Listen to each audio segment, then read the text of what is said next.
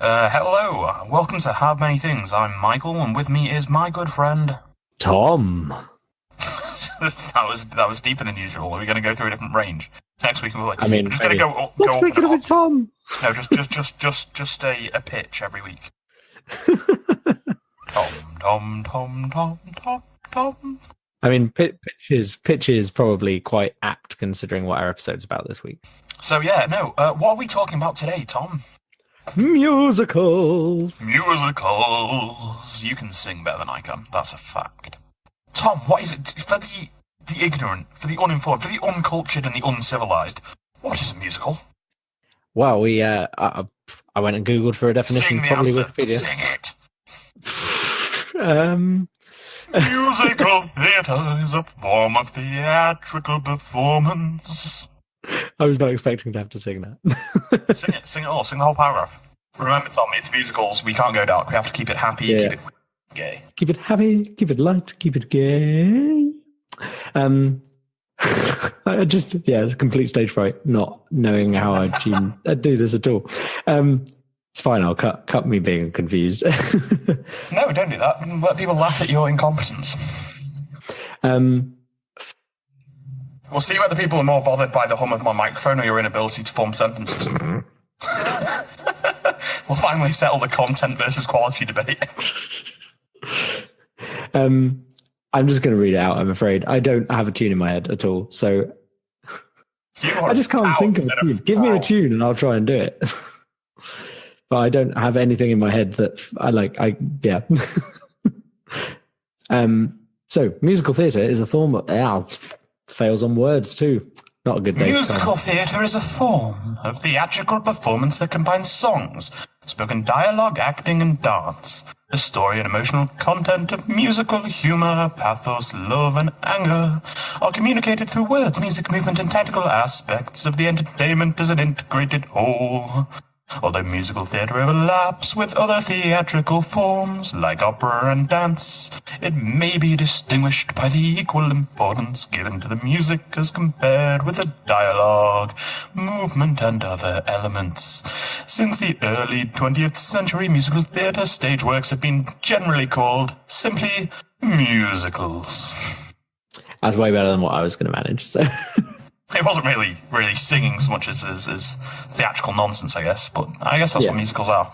Theatrical nonsense and singing. To an extent, yeah. And Rent. Oh.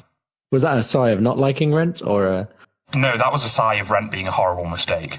I once was in a fairly sad mood. You know, I was feeling a bit low and I wanted to cheer myself up. I'm like, I'll watch a musical. That'll cheer me up. So I picked a musical, knowing nothing about it, other than having heard Take Me or Leave Me. And I watched Rent. It's not the happiest. It did not make me happy. Rent did not cheer me up. I think maybe that's the thing, like, to mention, is a lot of people just assume, as we kind of alluded to, that musical theatre is always just happy, clappy kind of stuff. And it's not. There's some very dark musicals out there. Rent is about AIDS. Yep. And that's probably the darkest. Like, there's Jekyll and Hyde, which is intentionally kind of, creepy and spooky, but that doesn't quite deal with the horrors of AIDS. So that's probably one. Or discrimination against LGBT communities and making them move out of their apartments and areas because it's being gentrified and they can't afford to live there because they don't get jobs as easily. Yeah, it does hit on a lot of kind of things that are still valid to talk about now, even though Rent is maybe 20 years old. So maybe less prevalent now. I mean, like, discrimination against LGBT is definitely a thing. But in the UK, at least, people aren't generally moved out of their homes for being gay because there are laws against it. So stuff like that has improved, but I mean, I feel like at least in the UK, there's still some relevance. Shall we move straight on into important musicals, or Well, I mean, important musicals. How do you define an important musical one? I mean, I don't know as many as you do. What's an important musical? Well, I feel when I put this down in our show notes, what I'm just kind of... Rent. I mean, Rent is a good musical, but I think probably when I said important musicals, I was thinking kind of like firsts. So, like, what was the first musical, things like that. So if you go and look on the Wikipedia page, they have like a potted history. And there was stuff there were mixes of theatre and music that kind of predate musicals, and then you had like opera, of course. But then you get in like the middle of the Victorian period, you had like the vaudeville kind of shows, which were kind of like a mixture of silly music, that kind of stuff, and that led into comic operettas, which are, I don't know if people really make the distinction between them and musicals anymore. So probably the most famous set of operettas are those by Gilbert and Sullivan. Okay. Well, what's the difference between an operetta and a musical? I think the point is there isn't one. Having looked through this list, they've already got stuff by W.S. Gilbert in 1867. So I think there probably isn't a big enough distinction that anyone cares anymore. Operetta is a genre of light opera, light in terms of music and subject matter. So operettas probably precede musicals as we traditionally know them. So you had operas where everything was sang, like all of the dialogue, all of things. Usually, I can't stand opera. Having been to one and watched bits of them, I can't stand the vocal style in opera. Sorry, just an aside. So I was at the orchestra recently, and they had an opera-style singer for a couple of songs. And I can't tell what anyone's saying, even when it's in English, because they extend the vowels so long and so loud, and the consonants are so illegible, that it sounds like a melody, but it doesn't sound like words. And when I watch an opera, right, I sit there and I think, you know what? I could watch a good play with great dialogue, or I could watch a good musical with great songs. And an opera feels like a really shitty halfway house between the two, where they're trying to merge the two permanently and doing a shit job of either, like 50% job of each one, I've not seen much opera. Yeah, I've not seen much, but having been to one, it's one thing that I literally had never wanted to go back to. I went and saw one of the Ring cycle, which is 3.5 operas, by which I mean one is slightly shorter than the other three. And I saw the middle one, which is Die Walküre, which will be famous to you for having the Ride of the Valkyries in it. That's where it comes from. Great piece of music. Yeah, so they tease that music all the way through the opera. Like, it's a 3-act opera. The first 2 acts, occasionally you hear "Doo-loo," and you're like, "It's gonna be the Ride of the Valkyries." No, and it just keeps doing that, and like they keep alluding to it. It's like a theme throughout, and then at the opening of Act 3, it's 18 minutes of Ride of the Valkyries, as each individual singer comes on singing, like each Valkyrie comes on singing their part, which was just very impressive to see. I'd quite like to go see that set of operas, but I don't have much other opera knowledge other than like individual songs that are probably famous, stuff that Pavarotti and stuff would have sung and you might have seen like on TV, like clips of. I don't really have much knowledge of opera. Whereas musicals, those I'm better on. So, earliest musicals, probably descended from operettas. So we've got opera, which is generally serious in tone and nature and very melodramatic. Then you've got the operettas came out, which were going to be light-hearted, maybe sillier, funnier versions of opera, which is probably the natural lead-in towards musicals and the origin of them. Yeah, I mean, like Gilbert and Sullivan being the perfect example, they are still performed today. There are societies at lots of universities that perform them. They're still funny and relevant with a few tweaks here. I mean, they were written in Victorian times. There are some bits that are, racist and have to be removed and stuff like that. But overall, the kind of like the Mikado is a good example, which is one I've performed in. As long as you don't do it in yellow face, you can get away with it. That removes the racism aspect of a lot of it, was that people would dress. Does it remove the racism content, or does it just remove the racism face? Well, that's the thing. I know that's what I mean. Like, I think the content, there might be 1 or 2 words here and there that you have to remove. But is it not just Orientalism? Yeah, it was exactly that. It was that at the time everyone just was like, "Ooh, the Orient is so mysterious," and so that musical came about as in that operetta came about in their set of the Gilbert and Sullivan set of like 12, I think, which are famous. And like basically some people still say you should perform it in the kind of traditional, like dressing up as if you're Japanese, but I think most people would agree that's not how you should do it these days. If you take that aspect out of it and do it in a tasteful way, the actual content is just very silly and could be set anywhere, really. What is tasteful is up for discussion as well, though, to be fair. Yeah, but I think we could probably get most reasonable people to agree that things like Yellowface, etc., are not okay. And so that's what I mean. Like they're probably, I'm sure there have been adaptations. I'm not even sure calling it Yellowface is okay because those people aren't yellow. No, but that's the term for it. Annoyingly, I'll Google it. I don't know if there is a better term for it. I mean, Wikipedia has an article called Yellowface, and then I suppose it's now just links to portrayal of East Asians in American film and theatre. So, looking at age, so we've got 1855 Pocahontas, 1866 The Black Crook and Dulcamara, or The Little Duck and the Great Quack. Now, The Black Crook claims it's the first modern notion of a musical, while others regard it as something of a joke, apparently. Containing songs such as You Naughty Naughty Men, a Faustian melodramatic romantic comedy. A lot of descriptions in there. And then once you start getting into 1867, you've got Gilbert popping up with La Viviendière. And you've got Gilbert again in 1868 with Robert the Devil. So that's when we start getting the Gilbert and Sullivan stuff, which is...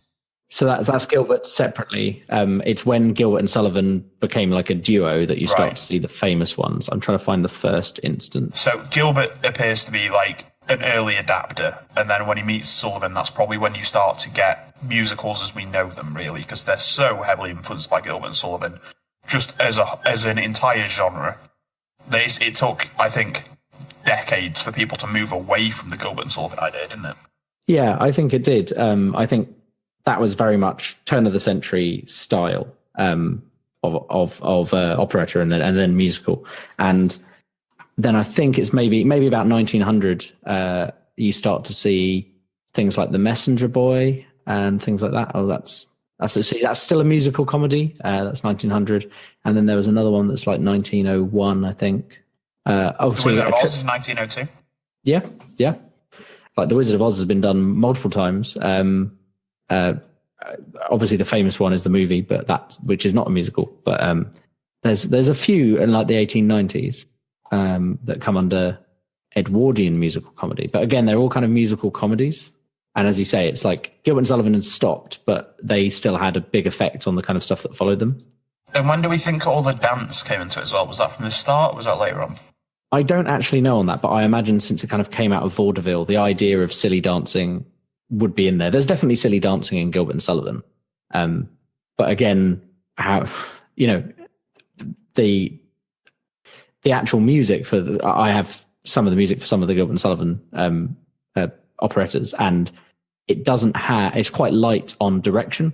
So it's up to the director. So I feel like, I can't be certain that they were always doing that, but I think because it came out of vaudeville, they probably were.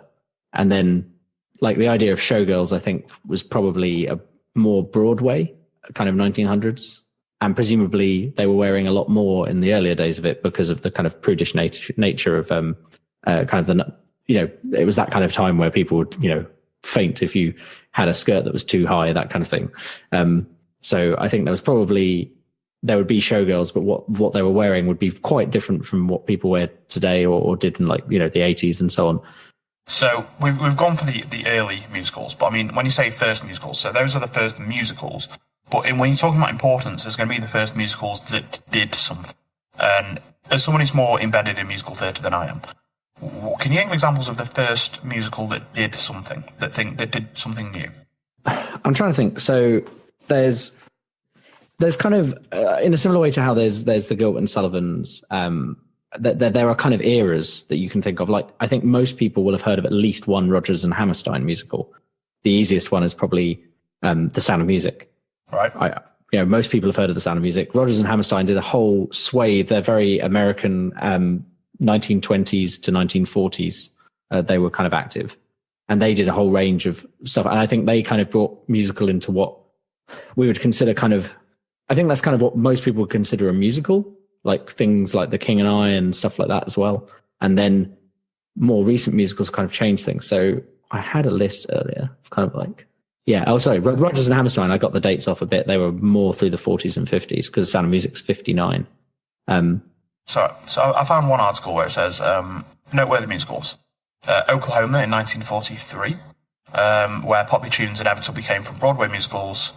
But It doesn't say why this might have been controversial. So it broke ground in several ways. Rather than an introductory ensemble number, it opens with a cowboy Curly singing, "Oh, what a beautiful morning," with a healthy dose of insanity and murder. The songs aren't just for musical window dressing anymore, and they drive the story.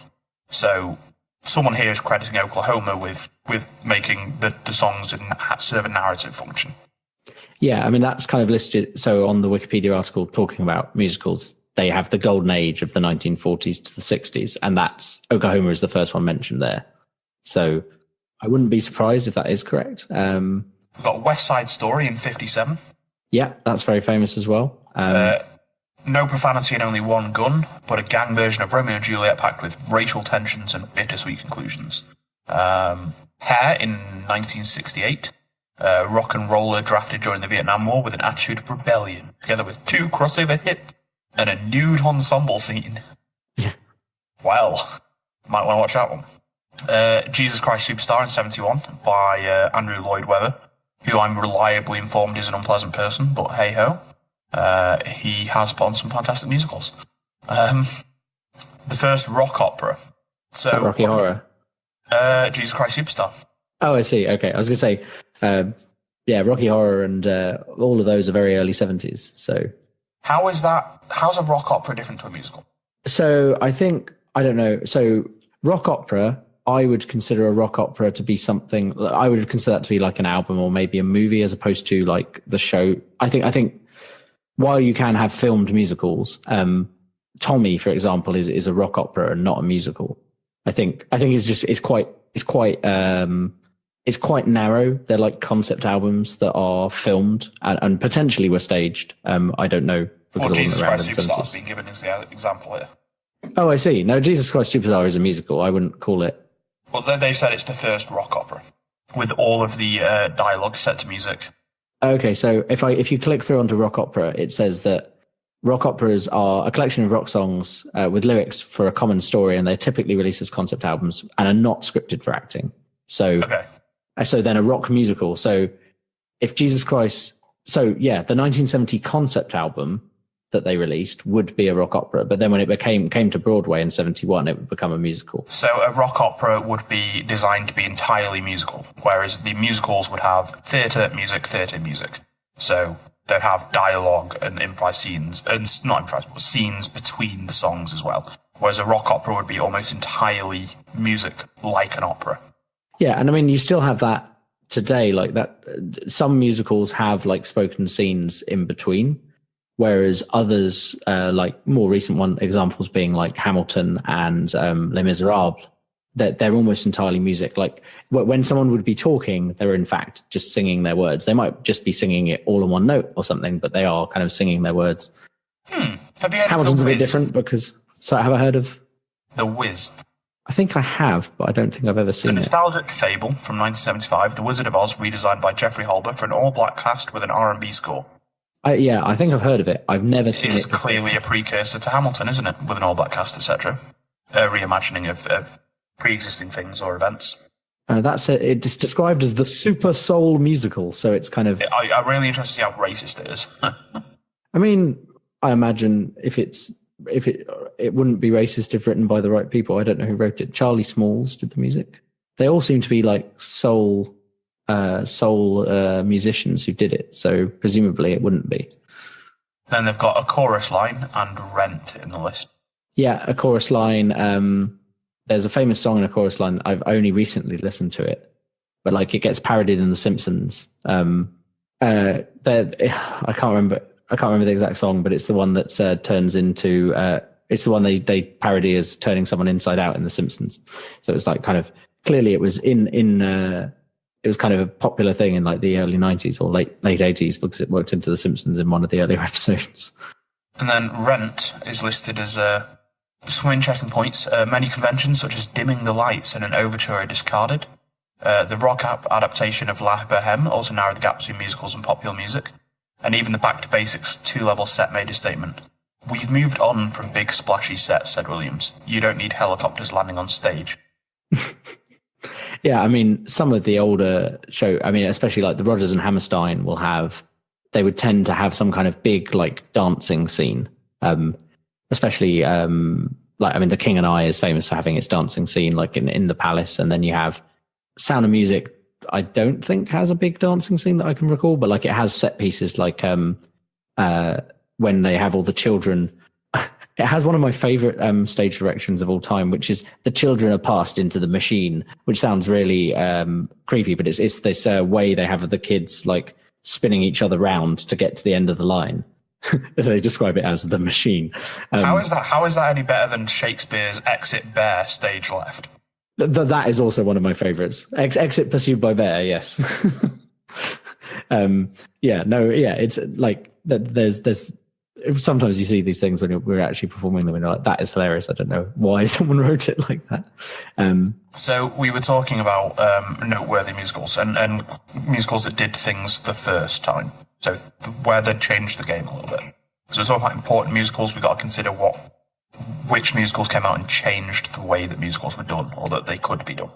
Like picking firsts sometimes isn't the same. Like some things happen lots of things like happen at the same time. I mean, Avenue Q, I think, is one of the first big ones with puppets. It might even be the first one with puppets. That's very funny and very rude. I only know the internet is for porn. I mean, that's kind of all you need to know for the general tone. General kind of tone. I know nothing else about Avenue Q. It has songs like "What Am I Going to Do with a BA in English?" I think that's the opening song. In fact, what do you do with a BA in English? And then musical, I assume, is the conclusion. Yeah, everyone's a little bit racist comes from that. Oh yes, I've heard that. I'm not wearing underwear today. Sometimes you can be as loud as the hell you want when you're making love. Lots of the songs of that are great. So these are important musicals. We're going to get on to another way in which they're important later. But I think one thing to discuss about whether they're important or not is we discussed culturally important musicals. But of course, the only real measuring stick in Western society is money. Yes, yeah. So which musicals have made the most money? I'm guessing Phantom of the Opera's up there. Phantom has been running a long time. King? Lion King is doing stupidly well at the moment. It's still on in London. And it's amazing. If you haven't seen it, I know you've all seen the film. We all had Disney childhood at some point, okay? But if you've not seen The Lion King in the theatre, the puppetry is amazing. You've got people in the body of a giraffe puppet with arms and legs on stilts acting as the legs, moving a huge neck. They're inside these weird giant puppets that give a sense of scale and grandeur. The musical numbers, the songs are done fantastically. Everything visually is amazing. It's a different experience, and it's a better one. So I had a look for top grossing Broadway musicals of all time, and I think possibly I was already thinking this way, but maybe an easy way. If you've seen a movie of a musical, it's probably ended up in this list. I think, yeah. So. Number 17, Rent's original production, which we've already mentioned. I don't know why this list starts at 17 and goes to 1. That's their fault. I'll bung it in the chat for you, Mike. Rent is everybody should watch it. Everybody should be prepared to be very depressed by it. And everybody should really take a double back when they realise that Joe from The Flash is in it. It's also got the guy from the... I've forgotten his name right now, in the new Star Trek Discovery. He's like the gay scientist in that. Because musicals, gays, it's a thing. And then, we'll just run through this list. Don't believe Neil Patrick Harris. It's definitely not just for gays anymore. Kinky Boots. Yeah, Kinky Boots was 16th. Kinky Boots, that one is actually a movie that became a musical, so it's not quite the same. Similarly, the producers... Yeah, similarly, the producers in 15, and I believe the producers still is the best musical ever, by which I mean it has the most Tony Awards of any one musical. Well, I think the producers very much plays into the tropes of musicals, and it's a bit of a deconstruction. So I think... Yeah, it's kind of, meta-narrative and parodying the medium itself. I don't like horror films, but Scream is an amazing film. It's a great deconstruction of a genre, and a good deconstruction, so always worth seeing. So the producers, for people who aren't aware, was a movie by Mel Brooks that was funny and not a musical, but talks about a musical. And then they made a musical of that film like 40 years later. And then they made a movie of... I wouldn't say the movie is not a musical. The movie's a musical. It's got musical numbers in it. It's not a musical. No, the very original one from the 1950s or 1960s, whatever it is, only has Springtime for Hitler in it. That's the only musical number. Okay, that's a shame. So sadly, much as the original Mel Brooks one is really clever and was this great idea at the time, I feel that it's been superseded by the musical version. But I mean, that's probably why it's so great.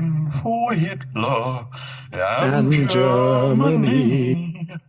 Winter for Poland and France.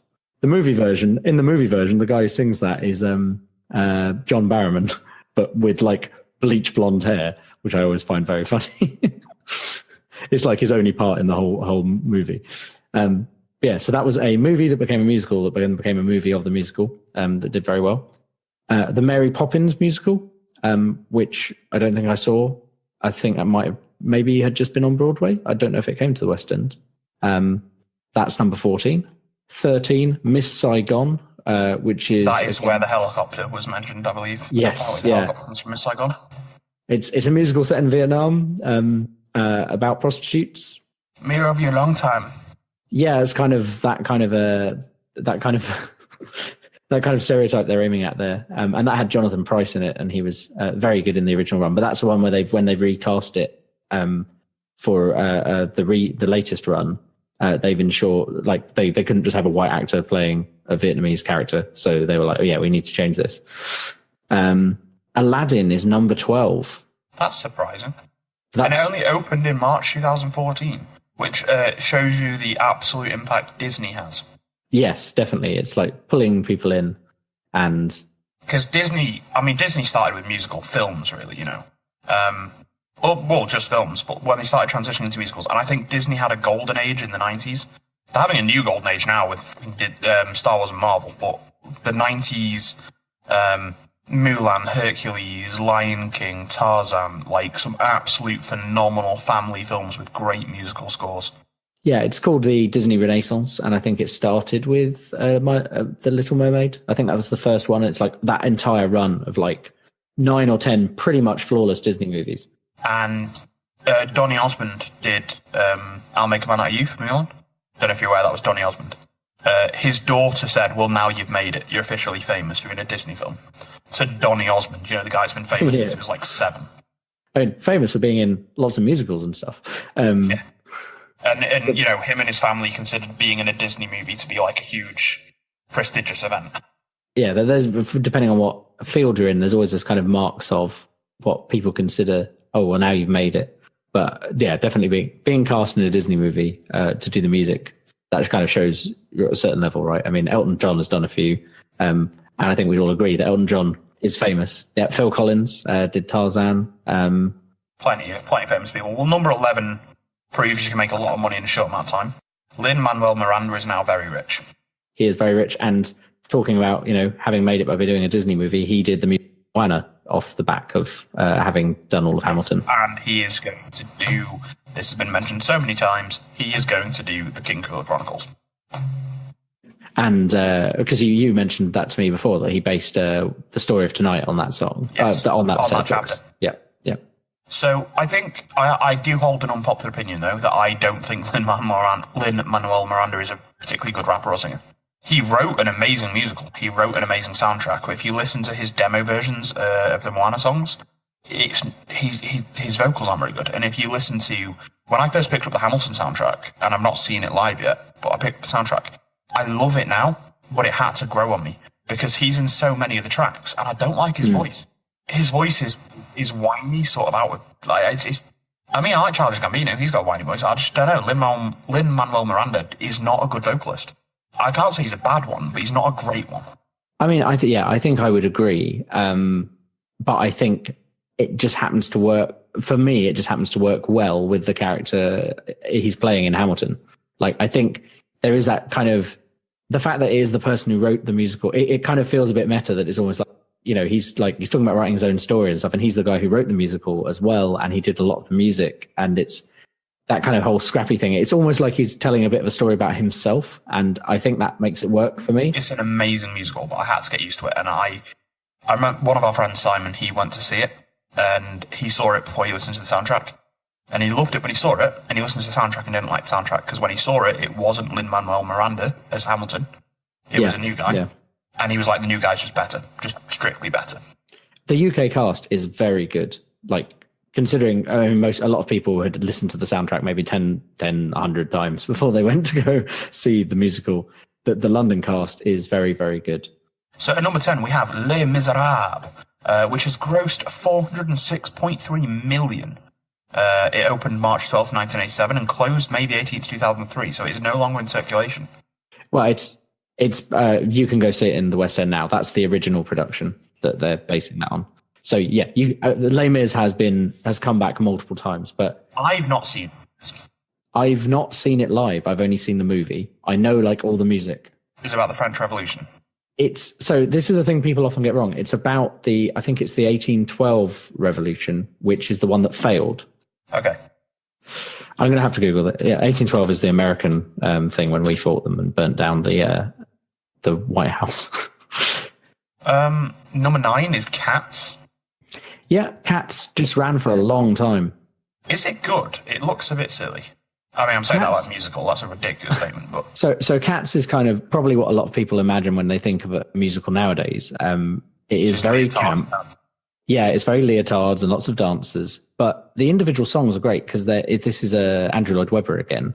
It's based on T.S. Eliot's The Naming of Cats, or The Book of Cats, which I did at school. And obviously it was great because the Cats was out at the time, so we could listen to the musical versions of it. The individual songs are great, but the kind of premise of how they tied together these poems that have been put to song doesn't quite work. Like two standout ones for me, probably Skimbleshanks the Railway Cat, which is about a cat who lives on the train, and it's just, I don't think I can even remember what the visuals are like from the musical, but that song is great to run to. It's got a really good beat. And then Macavity the Mystery Cat, which is about like a sneaky cat that's never there.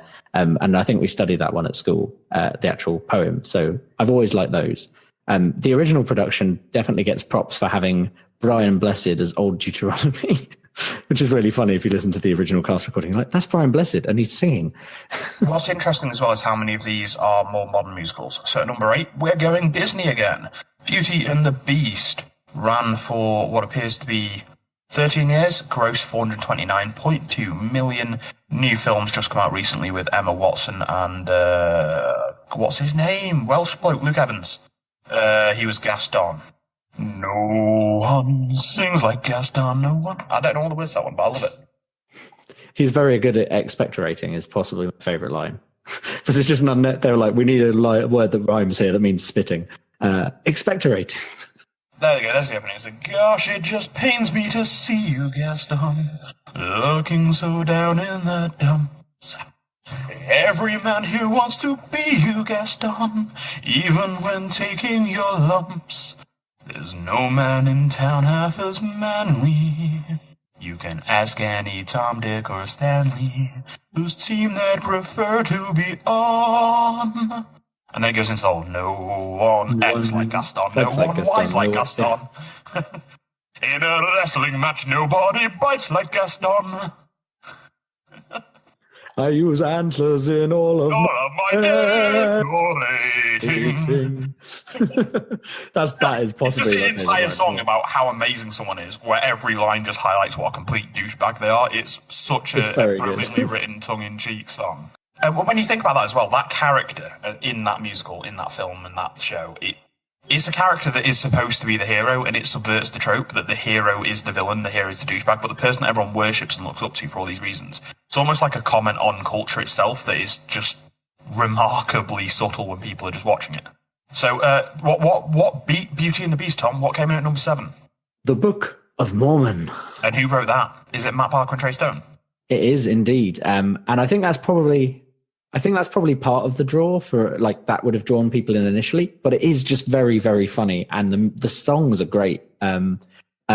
It's about the Mormons, and that's kind of, I think. And obviously, if it's by Trey Parker and Matt Stone, it is a satirical piece about the Mormons. Yes, yeah, no, it's a very satirical piece, and it's kind of, I think it's, without wanting to offend our Mormon listeners. No, I mean, we have Mormon listeners.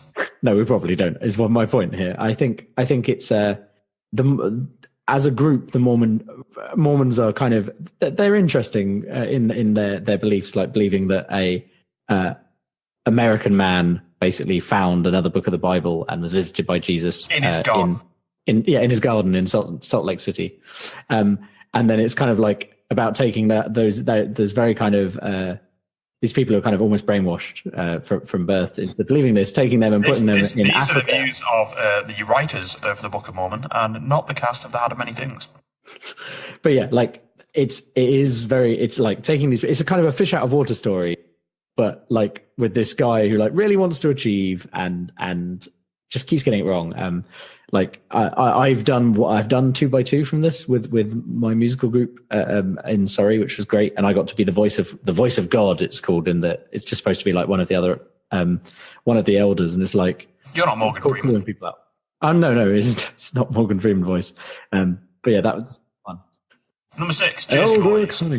Jersey Boys. I think this very much was I think it's just people pulled in by their original music. I think that's probably why it was initially popular. I know nothing about it. Who are the Jersey Boys? So it's about the Four Seasons.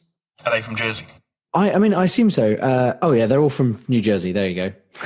New Jersey. So yeah. So the Four Seasons, sometimes I think known as Frankie Valli and the Four Seasons, were like a 60s and 70s rock and pop group. And so people who were into their music would have gone to see the musical initially, but I think I haven't seen it, but I think like, you know, they put a story into it about the band, and therefore it did well. And it's also done some big North American tours that probably helped to raise some money. Number 5, Chicago. So this is actually the revival. So Chicago, I think it's quite an old musical. And then it's reopened in 1996 and been running since. And in that time, they've had a movie version.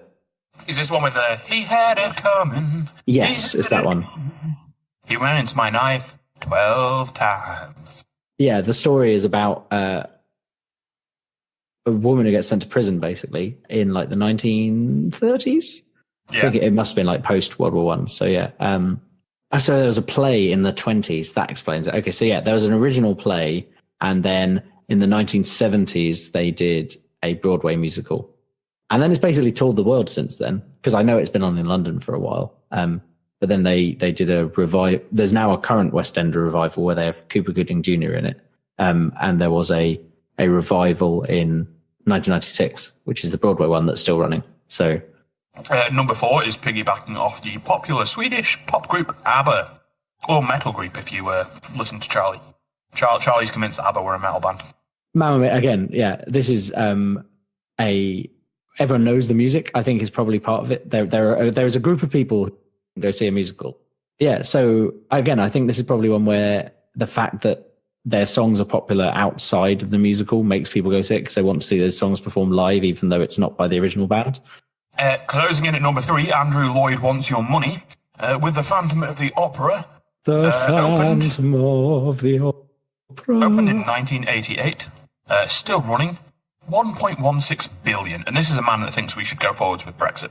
Because, you know, he's going to have a financial impact from it. Yeah. Phantom is one, I mean, it is just super popular. People go to see it. They tried to do a spin-off that was nowhere near as good called Love Never Dies. Well, it was not critically acclaimed, and a lot of people went to see it. I have heard people say it was actually quite good, but you can't go see it anymore. So I think I probably have a slightly controversial opinion with Phantom. And maybe I saw it when I was a bit what is young. your controversial opinion?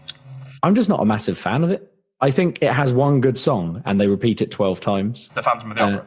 Yeah, like there is such a thing as taking a theme and running it through. Okay, for a start, you're immediately proven wrong by the fact that Music of the Night is a second good song.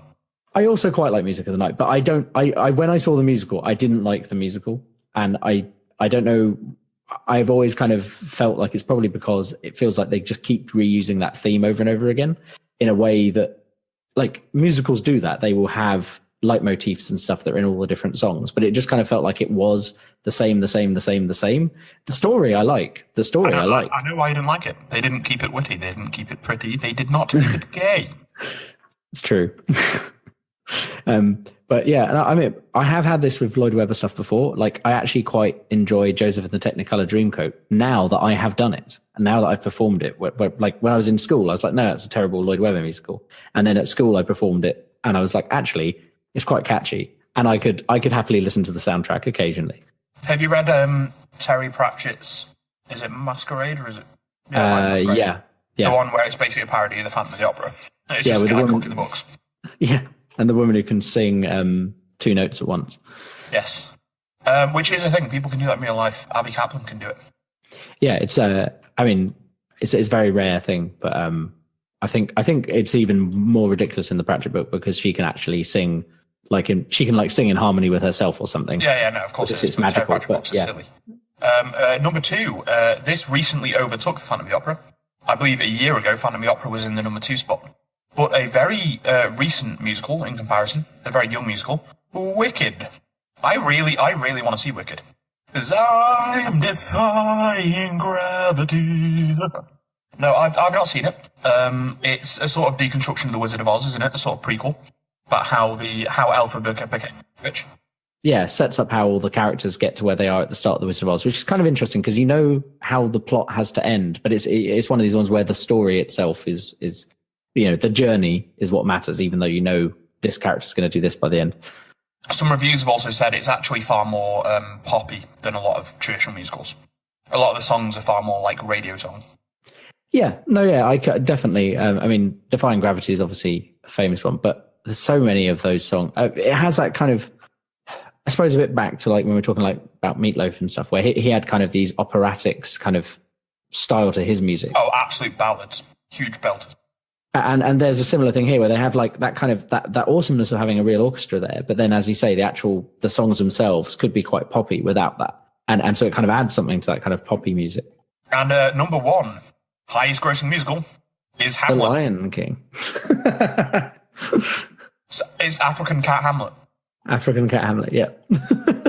I legit didn't twig that The Lion King was Hamlet until I saw it in the theatre.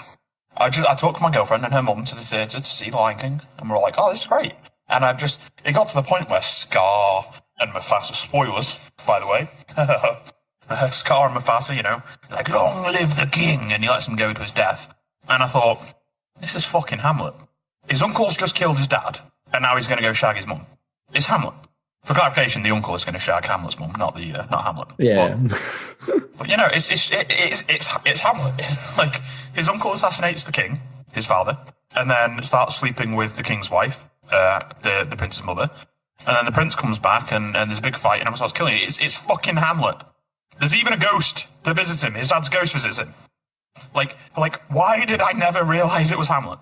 I think so. I mean, I really like The Lion King, but for some reason as a kid, I just never saw it. So I kind of already knew it was Hamlet before I watched it because I'd read up on it on Wikipedia when someone was like, oh, one of my friends at uni was like, you have to see The Lion King. How have you not seen The Lion King? I was like, well, we just never went to see it at the cinema. So I didn't see it. And then I kind of read up on it before I watched it with them. And I was like, oh, cool. I think I never realised because I watched The Lion King before I read Hamlet. You mean you weren't reading Hamlet going, this is just The Lion King? No, I wasn't. So yeah, those are the top grossing, which is one way of establishing important musicals. Longest running musicals, though, I expect a lot of these are going to be the same list. So longest running musicals. Oh, Jesus Christ, where do you want to start? Should we start from 50 and just bomb through them? 50? Wow. 50 is a great start. The best little whorehouse in Texas. Is this the Wikipedia list? Oh, yeah. Number 50, the best little whorehouse in Texas. Now, that sounds special. I have not heard of that one, so I think we can just... Number 49, Ain't Misbehavin'.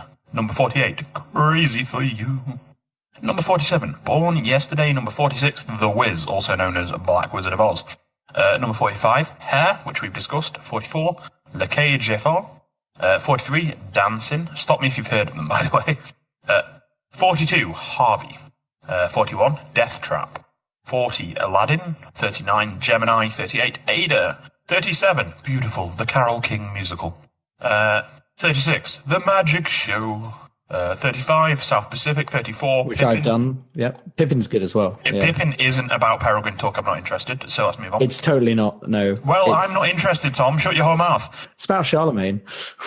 That's fairly cool. 33, Smokey Joe's Cafe. 32, Kinky Boots. 31, Oklahoma. 30, AB's Irish Rose. 28 is a joint between Man of La Mancha and Rock of Ages. They're very different. But Man of La Mancha, I've actually performed one of the pieces from. That was a lot of fun. Did you do it well, though, or did you ruin it? I mean, people applauded. I'm sure it was fine. I did it on stage. Like, no one told me it was bad. I spent ages trying not to get the verses back to front. 26 is Annie, joint with Cabaret. 25 is The Producers. 24, Avenue Q. 23, Mary Poppins. 22, Hairspray, which is, for anyone who's not seen the film, about a fat person who's told that she shouldn't dance. 21, My Fair Lady. 20, Hello Dolly. 19, The Book of Mormon is in the top 20 longest running. That's quite impressive. 18, Tobacco Road. 17, Life with Father. 16, Fiddler on the Roof. 15 is Grease. That's quite long. 3,388 shows. 14, 42nd Street. 13 is Miss Saigon, with 12 at Jersey Boys, and Rent at 11. Rent ran for 5,123 shows. That's quite a Beauty lot. and the Beast is at number 10. Mamma Mia is at number 9. I guess you could say Here It Goes Again. Number 8, O Calcutta, the 1976 revival, and number 7 is A Chorus Line. And now we get into the big money shows. Number 6 with Wicked, which is already the second highest grossing. So despite having half the shows of the Phantom of the Opera, it's made more money, which means that Wicked tickets are expensive. Number 5, Les Miserables.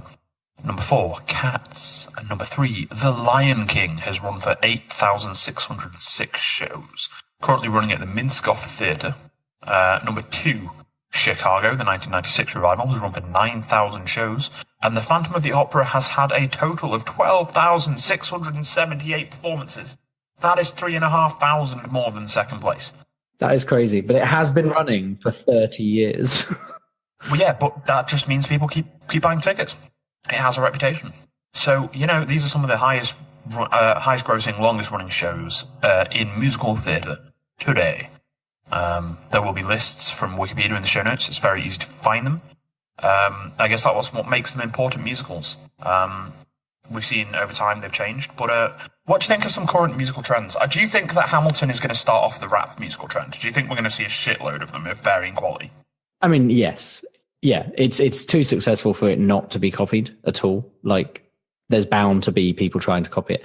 And I think it is a good thing. Like, musicals are more forward-thinking than people tend to feel they are, because people still kind of often think about the kind of 50s and 60s musicals when they think of musicals. But anything that like brings in a new take on something, I mean, like the Hamilton cast is very diverse, and that's been like kept up with the productions in London and so on, and that's great.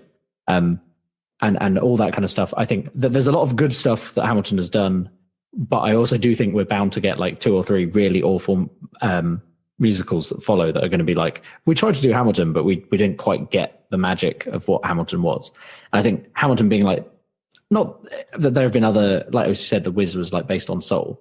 There have been other musicals that have done that kind of thing, but like Hamilton has just is so big in like, Hamilton's a cultural phenomenon. Yeah, exactly. So, like, it's just not going to go away. Like, there are going to be copycat things, and we'll just have to see if any of them are good.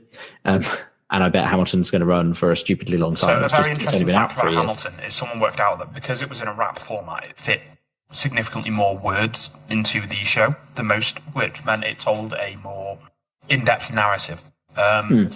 And they worked out that if you took the show with the second most words in it and they performed Hamilton, it would have been about 4 times as long. So that's crazy. An interesting tidbit. Yeah, it's already quite a long musical. Like, it's not the shortest. So it's really good, though. It tells such a succinct story. I mean, you can sit down and listen to it for a couple of hours, but in the couple of hours, they cover decades worth of American history. Oh, yeah. Yeah, the amount they get in is impressive. So, I mean, other trendsetters, I think Avenue Q was a trendsetter. Yeah, it really was. Like, that was one of the, at least my perception of it was one of the first musicals I saw or came across where I was like, oh, musicals can be different from what I thought a musical was. like being rude and made with puppets is just very different to other stuff that had come before it. It's but it was a new and a modern take. I think it's like the fact it's a small musical. It's like it's on one set really with just some clever lighting. And you do see that Kinky Boots does a similar thing where the majority of the set is one thing and like it changes a bit. And Hamilton does the same thing actually with the rotating stage in the middle and all of that. So it's not that wasn't common before, but the idea that you can have like a very small cast. I mean, it's a smaller cast than say Hamilton has, and it is a story of about 6 or 7 people. And I think some of them double up on the puppets. So like doing both parts of a puppet or something, or in certain scenes. And so it's the idea that you can have a small, smart musical, and that can do really well as well.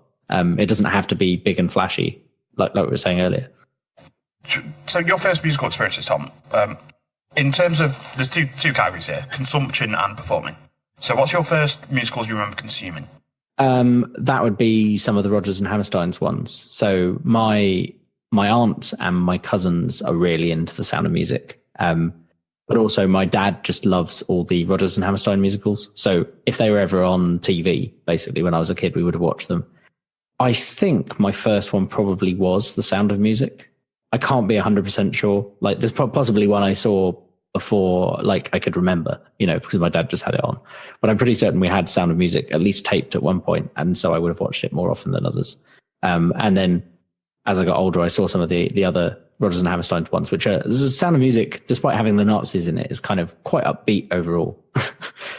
Some of their others are a bit like deal with some slightly darker subjects. Showboat, I think it is the one that is like set in like on the Mississippi and has like it starts off really kind of lighthearted, and then in the middle of the musical they go off like to the city, and everyone's lives are like rubbish now because of the events of the first act. And that's like, by comparison, Sound of Music is very kind of upbeat, despite having Nazis in it. So I think probably that one. What was your first one you saw? Probably The Wizard of Oz. Actually, I could. It's possible I saw that first as well. There's The Wizard of Oz. There's Disney things, and whether the first ones I saw or not, they're the first ones I remember certainly. Yeah, I mean, I watched a lot of Disney movies as a kid, which have a lot of musical numbers in, but I wouldn't put them on my list of musicals. But so, what was the first one that you performed in then? Because I've not performed in any musicals, obviously, because I'm a talentless piece of shit. But what have you performed in? So at school. And when did you start? Yeah, so I did some at school. So I suppose there's 2 answers to this question, and they're both the same answer. So the first musical I performed at school, when we did these kind of musical dinners that we'd do with the choir. So it would be like a sit-down dinner for parents and people to come to, and the teachers. And then we would stand on stage and we'd perform all the numbers, but with the limited acting in between the numbers, done by like 1 or 2 people. And it would often be like just reading it out. We didn't have like a full stage because we were in like a dining hall. And we did the Mikado with that, was the first one I did. And if people want to go, oh, the Mikado's an operetta, then I did Oklahoma is the next one I did. But okay. Yeah, so we did a mixture of we kind of alternated between Gilbert and Sullivan and the Rodgers and Hammerstein ones. And when I was older and my voice dropped and I went into the barbershop, they were a lot of fun because all the kind of silly stuff that we did in the background to like annoy the music director was really made those shows kind of stand out. Like putting stuff into the set he didn't know was there. Like in A Lonely Goat Herd in Sound of Music, we had it rigged up so that the actual goat herd that had been painted on was a moving part, so we could move him up and down the mountain and stuff like that. So there's a lot of fun. You do find sometimes the sets some of the most interesting parts as well, which is probably, say, when you're talking about something that has auditory and narrative input, but sometimes the visual elements of the sets and the way they're put together are just mind-blowing. And they do use that to a lot of effect in certain musicals. I mean, some of them, it's like a key part. So in Starlight Express, which is the Lloyd Webber musical about trains, the whole thing goes around the back of your head, like behind the audience, and people are like skating around on rollerblades. And then obviously in Les Mis, there's a very famous bit where they kind of finally construct the barricade, and like as the music swells, people get up there with their French flags, and it's like it's all those moving elements coming together, but it's not just the music and the actors, it's the stage as well that is like that is an iconic enough moment that you can just parody it. And I've seen it parodied in other musicals, which is quite funny, where like suddenly a load of stuff is together and they just shine the red, white and blue lights and you go, huh, that's what they've done. Yeah, and then first performed was also the Mikado. First performed like with acting was also the Mikado in Manchester. When I joined Mugs, which is the Gilbert and Sullivan Society, we did a display. We did a production of that in the Students' Union at Manchester. And I mean, if anyone ever goes to Manchester, you should join Mugs. It's amazing. But the thing with that society is, unlike things I've done before, where we'd have maybe one or two people who did stage stuff, and the rest of you would be the singers and the performers. The group at Manchester has, and it's across all the universities as well. So it's a great mix of people if you're in Manchester. About half of the society are all like set people and tech people, and so the set was amazing. We had a running river, like in the Students' Union. Water in it. Yeah, with water that ran through, like with a pump. So there was, when you came in to watch the performance, you walked over a bridge over this river, and then like came in to sit down, and then that bridge was used repeatedly during the show, like, you know, kind of traditional Japanese bridge. I've got some photos I can put in the show notes. It was amazing. I was just blown away. We didn't tell the Students' Union we were running a river through there, though. We had to like sneakily dispose of the water later in the evening. I think I get such bad stage fright, and I struggle to sing in front of people so much. I'm so worried about criticism. I think I would really struggle to join any sort of musical society or perform on stage. I really do. I took 6 months of singing lessons to go from terrible to tolerable. I would like to take more in the future, but I don't actually think I could perform. So I think that there's two things. One thing is, you don't have to be like a principal. You can be in the chorus. And when you're surrounded by lots of people singing the same part as you, it is a lot easier than it is to perform on your own. Like doing a solo is stressful and hard. But also another thing, I think, at least on a proper stage, you basically can't see the audience. The lights are so bright, you can't see anyone else. Nerves, how bad do they play into it? And do you think there's a huge difference between, say, performing just a musical act on stage and performing an act from a musical? In that, is it harder to just be a singer-songwriter on a stage? Or is it harder? Is it easier to be in a show with a narrative where you're performing a role? I mean, I don't know, not being a singer-songwriter, I don't know how they prepare. With a musical, at least with the musicals I've been in, which have all been kind of amateur productions, or at least I've always been part of the amateur part of a production. I did do one in Manchester, actually, in a proper theatre, where we had some principals come in who were like, they were going around the country, and they were the main parts for all the way around the country. And then everywhere they went, there was some amateur people doing the chorus. Okay. That was interesting because it was like one of the first times I had to do proper like dance training. And dancing is not really my thing. I can you're move a to bit music. Squat for dancing, aren't you, Tom?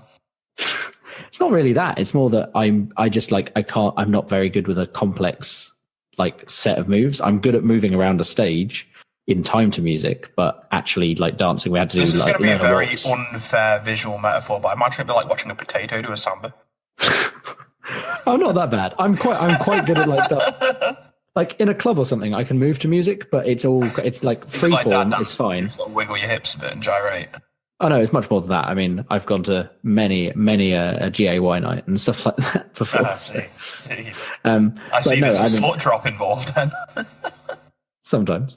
I have done that. We did gender swapped, the one from the Heathers musical, and we all had to do bend and snap. Like all the guys. It was great. I got a lot of laughs. I found something I was looking for earlier, Tom. Yeah. We're talking about musical trends. I was saying about I think Avenue Q started a sort of trend as well. In that it showed you could do things with puppets, it showed you could do things that were more tongue-in-cheek and that were more modern. And that were maybe more rude. But have you heard of Be More Chill? I haven't, no. Okay. I'm playing the link you gave me, yeah. I've linked you to the Squib song. So I heard that song on Spotify. It came through on a playlist from my musicals playlist that I have on there. And it's a 2015 musical. So it's very called Be More Chill by Ned Vizzini. the music's by Joe Iconis, but the basis is a book by Ned Vizzini, about a boy that basically takes a drug in the form of a small supercomputer in order to try and make himself cool and popular. And the song, I don't know why it reminds me of Avenue Q, but it does. I think, so listening to it, I think it reminded me of two things. So one, I can see the kind of style, like it's a bit more rocky than Avenue Q is. Avenue Q is kind of playing more on the kind of traditional musical tropes with its actual sound, but like that kind of it being a song between one or two people without lots of supporting chorus is part of it, I think. And the other thing is it's now going to Off-Broadway, which for people who don't know is in America they have Broadway is like where the big musicals are, and then Off-Broadway is when a production is not quite there, but like it's still in New York. It's like an up and coming musical. It's any professional venue in Manhattan with a seating capacity between 100 and 500. Yeah. So it's like if something wasn't quite on Shaftesbury Avenue or something in the West End in London, but was in like a slightly smaller theatre for UK listeners. The kind of thing where a lot of people who like Broadway will go to see it when they've seen all the things on Broadway. Yeah, and it's also kind of a place to be discovered. Like if something does well in a smaller theatre, then moves to Broadway, and then it could get picked up by one of the bigger theatres in Broadway. But there's a limited number of theatres. So when you have some shows running for 30 years, it's not until they stop that they're going to free up a slot for people to come onto Broadway. So it shows it's going through the motions. It started off at a small theatre and it's made its way up to Off-Broadway now. So that's good. It's clearly going places. One thing it did remind me of, and I've just looked on the Wikipedia page, they've got one of the guys from that who's going to play in the Off-Broadway production.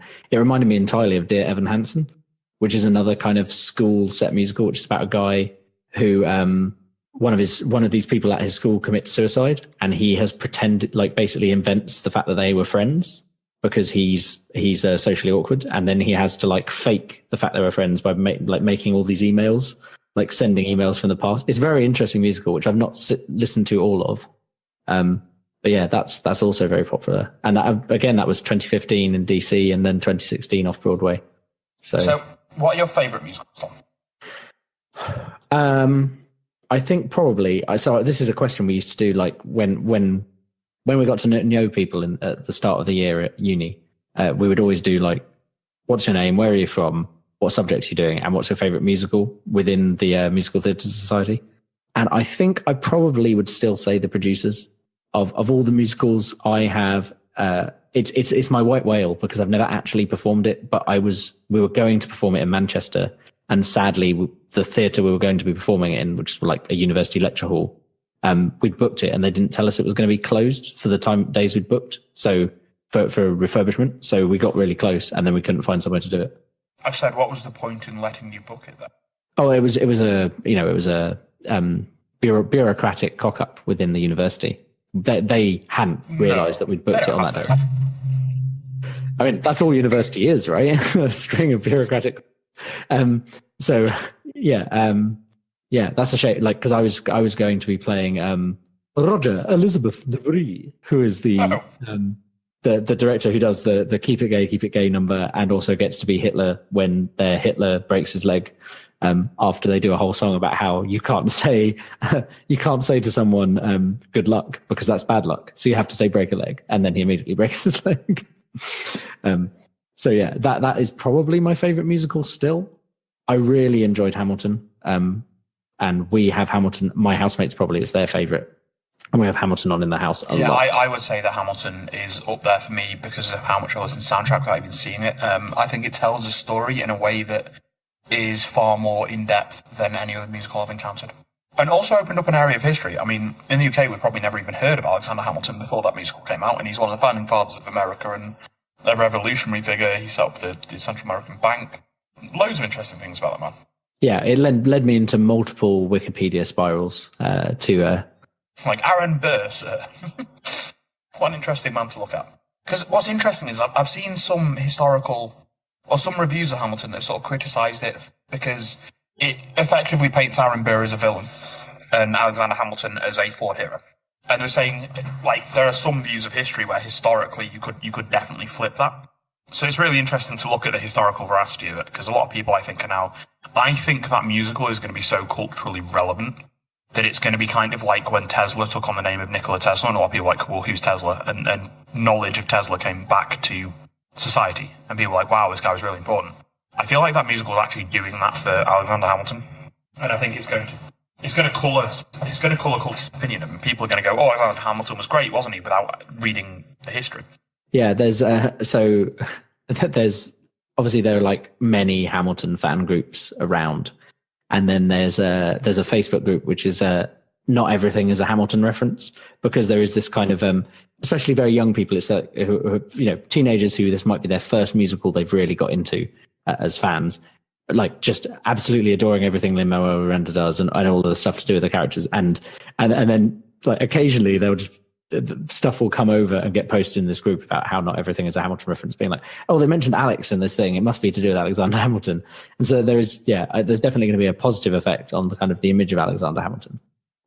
But like reading the Wikipedia articles is so interesting, and like Burr, as you say, we don't know anything in the musical of what really happens to him after the events of the musical, because it covers Alexander Hamilton's life. Oh, what happens to him after the events of the musical? He dies, Tom. Spoilers, no. He dies. Well, yeah, obviously he dies, but he like lives for like another... He got like high treason Aaron Burr got done for? Oh, Aaron Burr, I thought you meant Alexander Hamilton. No, that's my point. You're like, we don't know anything happens to him after the musical. I'm like, that's because he dies in the musical, you Burke. No, because we see it from Hamilton's perspective. We get Aaron Burr is accused of high treason, but once again, they tried to accuse Alexander Hamilton of high treason at one point. They accused him of the Britishers. But yeah, Aaron Burr apparently went down to Mexico and was accused of trying to start a revolution to take Texas back and become like king of Texas. Like what a crazy boss. So favourite musicals, I think Hamilton's up there for me. I think there's a lot of Disney up there for me. There's so many good Disney songs out there. I think Hercules has an amazing soundtrack. Like Mulan has a couple of great songs, Lion King has a couple of great songs, but Hercules is good from start to finish. Especially with bless my soul, Herc was on a roll. Person of the week in every Greek opinion poll. He'll tell you how much a Grecian earns. Still my favourite line of the song. While they're painting his face onto an urn, like just to rub it in. That's a great mix of like, it has the muses are like soul singers doing that style of music, and then you have like the kind of sweeping heroic theme as well, which is a completely different song. Yeah, and that's Michael Bolton. It's not Michael Bolton in the film. No. Michael Bolton did the musical release version of it. And then you've got I Won't Say I'm in Love. That's a fucking great song. Yeah, it's a good song. Especially with the back and forth between the Muses and Meg. It's just a great film, and it's a happy film. If you're ever sad, just sit down and watch Disney's Hercules. It will cheer you right up. Don't watch Tarzan. Yeah. Jesus Christ. Tarzan's like really sad and then has a forced 5-minute happy ending where you're like, oh no, I'm still sad that the big gorilla died. Like similarly, Pocahontas is not like the happiest of musicals, but has some really good numbers in. Savages, barely even human. That's a really good like it's a 90s Disney kids film that talks about two sides looking down on each other as less than human. It brings up racism and colonialism in a fucking kids film. Disney were on a roll in the 90s. And I mean, even so, it's often at the time was not like seen as one of the best, but Hunchback is so good. Like the music in Hunchback is so good, so dark, properly dark. Like they went, and I think that's probably why it was less popular, because it was a bit less of what people see as a kids film, but so good. And people who always listen to the end of our podcast will know that I've already recorded and put up on our music episode me singing Hellfire, which I have performed live. And yes, we'll put Caleb's version is good again. Caleb is the king of this song, man. He's better than the original. Caleb, I don't know, you're never going to see this podcast, but honest to God, you need to get yourself into musicals, man. You've got a good metal band, you do a load of good covers, but your voice suits theatre. You do character voices, you do pitches, you do tones, you do facial expressions. You need to be in musical theatre. That's where your career is in the future, I think. That being said, you probably make more money from YouTube than you would from that, but... I mean, if people get very famous, doing musicals, they probably earn a lot of money. I don't know how much money he earns from YouTube, though. So yeah, I know, like, some people in tube brands. But, yeah, no, Caleb needs to be in musicals. It's where he... Like, the intonation and the emotion that he puts into the songs It's so much better than when he does rock or pop songs, because it gives him so much more to work with when he's got that range. It's just such a fun song as well. Like, it has, yeah, it's such a good mix of. It's so about it's wanting to rape someone. How do you make such a good song about something like that? But that's the thing. Like, music again, if people think musicals are just happy clappy things, there is so many dark things that have been covered in musicals that were really well. I mean, like cannibalism in a Sweeney Todd. That's a fun song. The one where they're singing about all the different types of pies they're going to make out of all I never watched Sweeney Todd because it just did not interest me. Like, I'm not interested in the subject material and the aesthetic. I'm not interested in another Tim Burton fan wank. I'm really not. Oh, so I mean, there was the musical predates the Tim Burton movie. Oh, thank God. Like the musical was like from 1970 something and is really good. I mean, it has. That's not the song I was thinking of. It's A Little Priest I wanted. But it's like, it's funny because it's all like about stereotypes of different people's jobs. Like it is kind of, it's very Sondheim. And so Sondheim is another famous writer of musicals, and he did Sweeney Todd. He did Into the Woods. I think he did he do Newsies? But he's done a lot of kind of slightly more creepy and interesting musical. And he has a certain style, and that's very his style. So on the subject of like Sweeney Todd, and there's a theatre version. It's like this for a lot of them.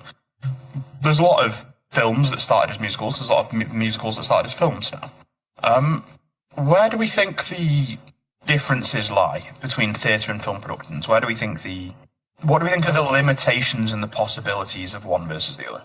Yeah, I think it's interesting. So I've had this discussion, and I think it depends on the musical, is probably the short answer. I mean, I'm going to put out there, I don't think the Rock of Ages film was very good. That's the only version of the Rock of Ages I've seen, and I was like fine with it. It had some good moments in it, but like you can see like the bits where they've tried to make a scene a bit more interesting because they have a full-on set. I think the songs were a bit forced. I felt like they tried to find popular songs and force them into a musical rather than write songs that told a story. But that's nothing to do with the movie versus I've only musical. seen the movie though, so sorry. Yeah, but that's what I mean. It's that criticism is entirely valid of the musical version of the same songs. It might have one or two more. I can't remember. That's one thing. So that's one thing you often find. Musicals tend to be longer than movies. So the Sweeney Todd musical had to cut the Sweeney Todd movie that you were talking about, the Tim Burton one, had to cut some of the songs that I quite enjoy, or they would, where songs are repeated, they would like choose just to do like a later bit of it. Sweeney Todd has a bit where he's like, there's a hole in the world like a great black pit, and the vermin of the world inhabit it, and his moles aren't worth what a pig could spit, and this goes by the name of London. And he keeps repeating like that over and over again at various points. And I think in the TV, I think in the movie version, they just don't have it as often. But it's kind of like every time it comes up, it kind of makes sense in the musical. So there's some rejigging that goes on, and there are some movies that are better than the original musical probably, and sometimes it's the other way. So can you think of an example where the movie's better than the musical? Maybe not better. I don't know. You can't think of any? Off the top of my head, no. Like, so the producer's movie is not as good as the producer's musical, but you can't go see the producer's musical right now, and it's a pretty good version. Like, some people don't like the fact it's got Uma Thurman in it, for example. Yeah, they don't think. I think she's a terrible actress. I've never seen her in anything where she did a good job. I think it was actually quite good casting, because she's playing Ulla, who's supposed to be this kind of attractive Swedish character who doesn't speak English very well. Like, straight at the word attractive, to be honest. I think casting Uma Thurman as an attractive person is an automatic casting fail. I mean, fine, that's an opinion. But that's an opinion. Like, that's like, I think the thing as casting goes, her whole character is supposed to be like a fish out of water kind of thing. So the fact that she's not necessarily done musicals before, it works well because she's supposed to be that slightly awkward character. Other people think it was completely wrong casting. I couldn't tell you. I can't now remember the actress who did it in the West End version that I saw. Whereas I can remember they had the same guy as Max Bialystock, who's actually the voice of Timon from The Lion King. Okay. He's the guy in the movie, and he was also the guy who did the original Broadway run, and he came over and did the West End run at the start. And I saw him, and like, so there's no one else who can be Max Bialystock, because he's every version I've seen, it's him. Whereas in the West End production as Bloom, anyway, we didn't have the American actor. We had what's the name? British comedian who falls over a lot. Slapsticks. Lee Evans, yeah. Lee Evans played Bloom in the West End musical, and that was really good, and a very different take on it from the movie version. So it's like, which one I prefer? I don't know. Obviously, the more I see the movie, it's the more I remember that. Does he sweat as much in a musical as he does in his comedy gigs? I don't remember him being particularly sweaty, but I only saw it live once. He says, isn't he? Really weird. Yeah, I mean, it's a good part for physical comedy. That's probably why they chose Lee Evans. Like, it's someone who, again, someone who's supposed to be awkward and is very.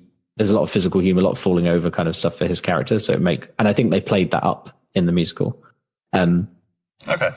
I think, yeah, it's hard. I think in general, people would say that movie versions of musicals are not as good as seeing the musical live.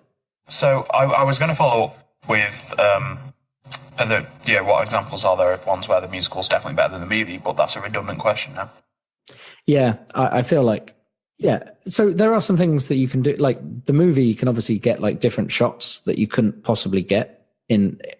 You know, with a stage, you were all looking at the stage from one side. I think, for example, maybe it would be hard to do Grease in theatre as well as it was done on film, because Olivia Newton-John and what's his face, John Travolta, were so iconic, and the racing scenes you cannot physically do in a musical. You can try and, you know, approximate them, but you can't have the car races and stuff. So maybe Grease is one where it might be difficult to do it as well in theatre as it was done on film. Yeah, and I think also if it's a film first, like you say, they're the iconic actors who played the part, and you're like, oh, it was them. And it's similar to like sometimes when you listen to recordings. So Les Mis, for example, there have been many actors over the years who've played many parts. And there's in fact I think it was the 20th anniversary or 25th anniversary of Les Mis. You can listen to the CD, and they have, I think it's 5 of the different Javers singing the same song, but taking a bit each. But people will have actors they prefer, and people will have actors that they think are better in a role. There was a movie version of The Phantom with Gerard Butler. It's The Phantom. Yes, there was. I don't think that was a... How much do you think maybe your preference for the theatre versions is impacted by theatre culture and by having been immersed in it? I don't know. I just think there's something about a live performance, and I think that's something that is nothing to do with having been in it. I think I felt that way before I did some acting. See, I think there is, but you've taken part in a lot of amateur live performances, and you're more likely than I am to go and watch amateur live performances. I probably wouldn't pay to see an amateur version of anything. I think, well, I mean, firstly, I have a lot of friends who do amateur things. So if they're like, oh, it's 10 quid, 15 quid, come down and see us. Yeah, support your friends, that kind of thing. Yeah, so there's more of a tendency to do that. But I think it's also, it tends to be a way I find newer musicals I wouldn't have necessarily seen. So I performed in Made in Dagenham, and quite a few of my friends came to see that because it happened to be near enough to London for them to get to it. And again, it was like 10, 15 quid a ticket, because the ticket pricing for an amateur production is basically we just need to pay for the venue. There's no paying of the actors. You might have to pay for like someone to come and play the music for you, or an orchestra if you've had to hire an orchestra. But in general, it's not making a profit, so the prices are cheaper anyway. But my friends came to see that, and they're like, "Oh, this is great! I never would have gone and seen this musical on Broadway because you'd have been like, oh, Made in Dagenham, what's that?" So I think that helps you see like a wider range of stuff. But yeah, I don't know how I can't remove my kind of what I've done with theatre culture from my head. So it's hard to kind of look onto the movies and go, oh, this would have been better this way. I think the movies are great for people who don't see as much theatre to get an opportunity to see the musical with actors they might recognise. So, I mean, theatre culture. I mean, what do people aim for when they plot a musical? Obviously, there's critical acclaim, there is just happiness, there's fan applause, there's revenue, and there is the Tonys. Oh yes, which is an entire thing in the producers. I won't do it, but think of the Tonys, I'll do it. He's having a stroke. A what? A stroke of genius. And what are the Tonys, Thomas? What are they? Tell us about the Tonys. I mean, the easiest way for people who haven't heard of the Tonys before, it's the Oscars, but for musicals. So it's... you should watch every single Neil Patrick Harris Tonys opener. Every single one. Oh, yeah. He's a great... and there have watch been the other... James Corden one. It's not very good. But watch all of the Neil Patrick Harris ones. His ones are all really good. And he also has one in the middle where... Hugh Jackman has done a lot of musicals in his time, and he hosted the Tonys one year. Anything you can do, I can do better. No, you can't. Yes, I can. No, you can't. Yes, I can. And it's just a brilliant mix of... So they have a host off using that song, and it's just like they slightly retweak the words to be about, hosting the Tonys itself. It's a perfect mix of all that kind of stuff. But I mean, some of his other good ones were... what's his 2013 one? Let's have a look. It's Not Just for Gays anymore, or the other one? No. So 2013 is a very something show where he basically goes through all of the major musicals and does a small nod to each one. Yeah, that one's really good. Which James Corden tries to do in his and does not do anywhere near to the same quality because it's fucking Neil Patrick Harris, and how would you top him? Yeah, I think the man oozes charisma. He is very charismatic, but he's also been in musicals for a long time. James Corden James Corden's not. Well, he's been in one. He's in Into the Woods, the movie version. But yeah, by comparison, he's not done as much. No, whereas Neil Patrick Harris he's hosted the Tonys so many times because he's so well known and so good at it. He's triple threat. He's a great dancer. He's a great singer. He's just the versatility. He was also in Dr. Horrible Sing-Along blog, which if you've not seen, when we're talking about the evolution of the musical, that was what? It was just someone's side project. Well, it was during the writer's strike, so it was Joss Whedon, and he got his brothers in who can write music. And not only is it a 45-minute amazing musical about a superhero, which is kind of supervillain. Superhero and a supervillain, yeah. The supervillain being the main character. Captain Hammer's hair flowing in the breeze. And my saving expertise. Captain Hammer is a fun character to complete. A man's gotta do what a man's gotta do. Such a, and there's some great songs in that as well. Lisa always loved the line, when I hand her the keys to a shiny new Australia. Yes. When I handed the keys to a shiny new Australia. That's my favorite. The sort of semi-duet between Felicia Day and Neil Patrick Harris was incredible, where the Neil Patrick Harris being very pessimistic and Felicia Day's being very optimistic. Yes. Yeah. It's the same song. Yes, from two perspectives. That's really good. I like that one. It's really, really well written as well because of the way it's layered. Yeah, I think we discussed it when I watched that a lot of times at uni. I think we decided that was our favourite song. I mean, all of these things will go in the show notes so people can watch them. So when was It's Not Just for Gays Anymore? What year was that?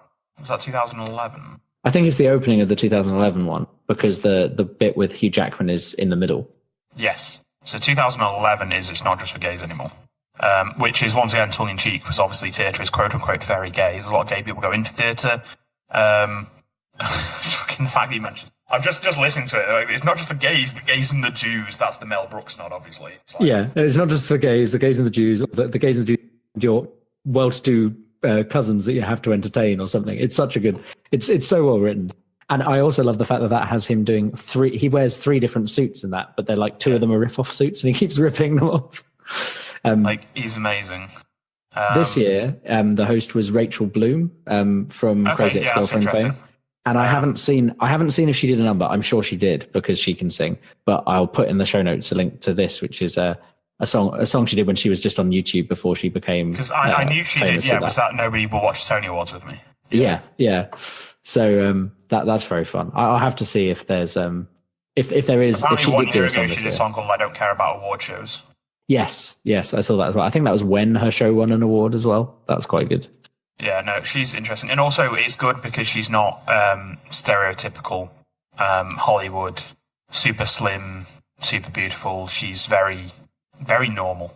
Yeah. I mean, I think if a Crazy Ex-Girlfriend is like a musical TV show, essentially. And the number of things she's done numbers on are just it's so diverse and interesting, and it's because it's stuff you wouldn't be able to do in a stage show necessarily. Not because people wouldn't let you, just like it works in the medium of a TV show of having that kind of ongoing story where you kind of get these ridiculous songs that keep coming out, but they're all great. That's one of my favorite shows at the moment. I need to watch like the last 2 or 3 episodes of the last season. But while we're on the subject of Tonys, do we want to run through how important musicals by how many Tonys they won? Yes, absolutely, and that's actually why I brought it up. This is the link I have of 17 most. So we were going to discuss a list of Tony Award and Olivier Award winning musicals. So Olivier Award and Tony Award, what's more prestigious? Wait, hang on. I thought, aren't they this? They're not the same thing. They're not the same thing. I was just checking. It's the Antoinette. Is it Antoinette Perry? Oh, okay. This will be the equivalent. Yeah, the Olivier Award is presented by the Society of London Theatre, so they're the BAFTAs to the Tonys. So the Olivier Award's in the English version. Yeah, that would be the difference. And once again, the Olivier Award is for theatre that has a musical category rather than the Tony Awards, which are specifically for musicals, I think. Yeah, Tony Awards are just for musicals, I believe. In live Broadway theatre. Yeah. The Antoinette Perry Award for Excellence in Broadway Theatre. Yeah. So, but Broadway theatre being musicals most of the time, essentially all the time. So, I've posted a list there of the 17 most Tony Award winning works of all time, which is a weird sentence that doesn't quite sit right in my mouth. But let's just run through those and see if we've heard of any. Number 17, How to Succeed in Business Without Really Trying. I feel that sounds fantastic. I like the title. I think so. It's a satirical look, and I think it's based on a book. I don't know if that's true, but I'm pretty certain there is a book called that. So that's interesting. It had Matthew Broderick in 1995 revival, and he is the actor I couldn't remember who was in The Producers, and was also the voice of adult Simba, I think, which is the link between him and the other actor from The Producers. In 16, Who's Afraid of Virginia Woolf, which again I've heard of. It's quite famous. I haven't, but I've heard of Virginia Woolf. Yeah, I've about the limit of my knowledge of Virginia Woolf is who she was, the name of that, and then the movie about her with Thingy in.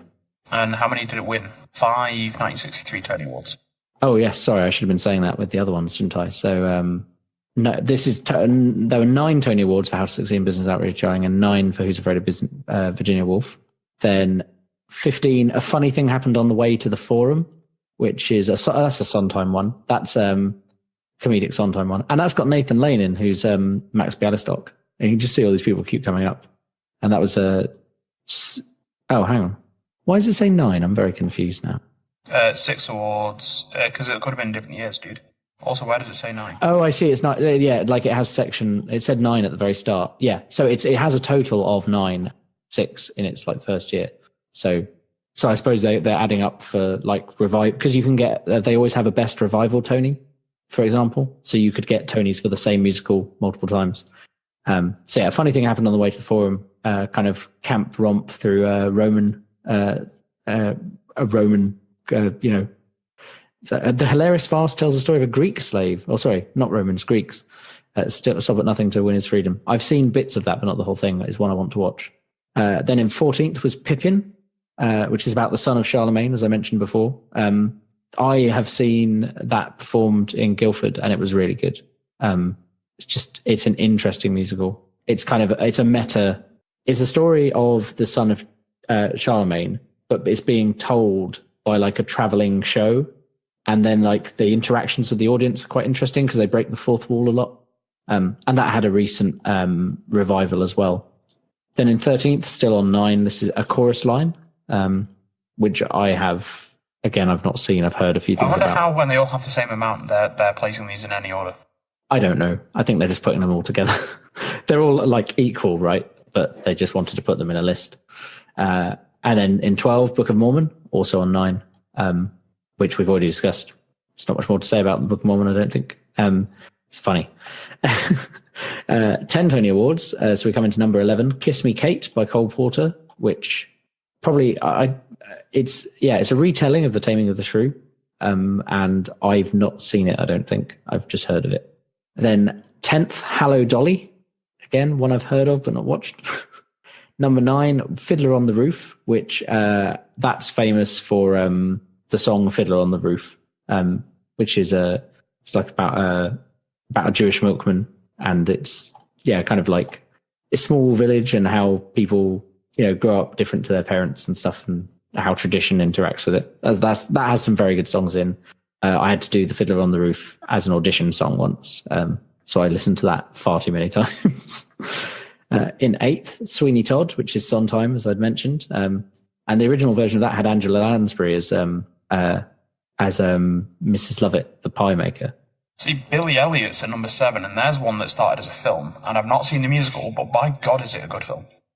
I really like the musical. I've heard people sort of say, "Oh, the film's not great. You're not missing out." And I'm like, no, the film is an incredible little glimpse into a small area of the UK during a period of economic upheaval and the consequences it can have on families. It's a really good film.